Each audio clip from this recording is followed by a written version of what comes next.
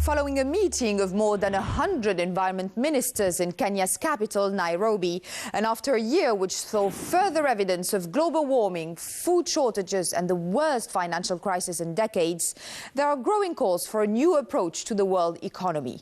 The so-called Global Green New Deal, focusing on green growth, ecosystem management and resource efficiency. We went to Kenya's Rift Valley, where public-private partnerships are increasingly using technology to address those challenges.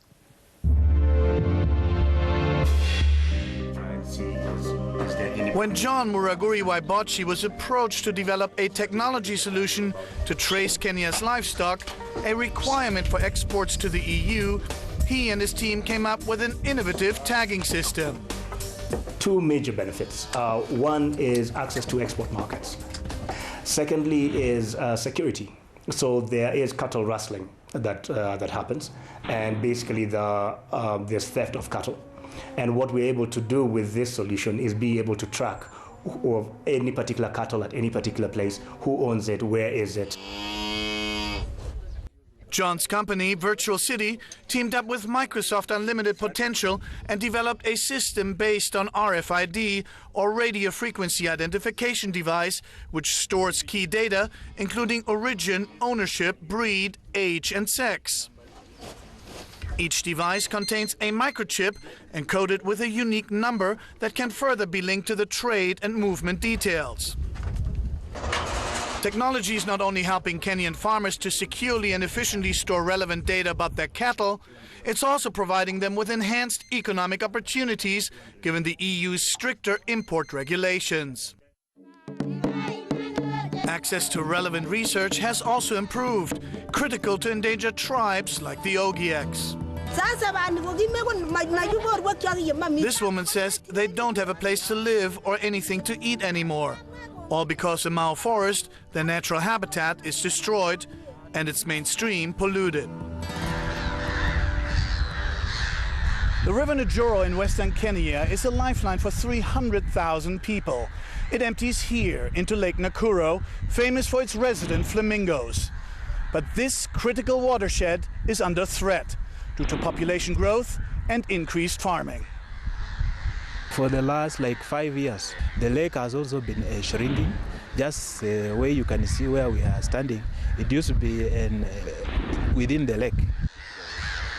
While more than 1 million flamingos settled on this lake as recently as 2004, today there are only 70,000 left, jeopardizing tourism in the region.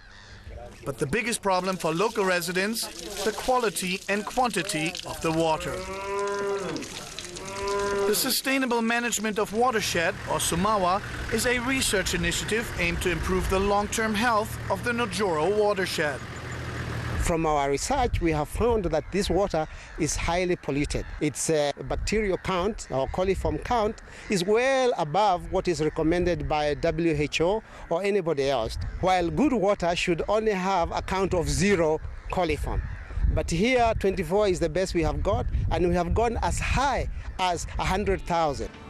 But collaboration between the government, academia, intergovernmental organizations and the private sector allows for comprehensive research, leading to affordable, real-life solutions. At nearby Egerton University, for example, the OER Research for Life initiative allows students and staff free online access to high-quality, timely, relevant environmental journals. Online access to research on the environment, alongside with their sister partnerships on health and agriculture, really have overcome in one quantum leap a major disadvantage to many or most of the students in developing countries. They do not have the resources in universities and teaching institutions to subscribe to what are often quite expensive scientific journals. As a technology partner, Microsoft has developed a new platform for access and authentication, able to perform at the same level as today's most heavily trafficked websites. Out of the research, recommended that we need key interventions for reforestation in this area, major. That's a major thing we need to go into, and also try to rehabilitate some of the streams which run into Lake Nakuru. Academics developed a biosand filter, providing clean water for the first time. The health impact was tremendous, resulting in drastic reduction of diarrhea and intestinal worms. Other initiatives include tree nurseries and school greening programs.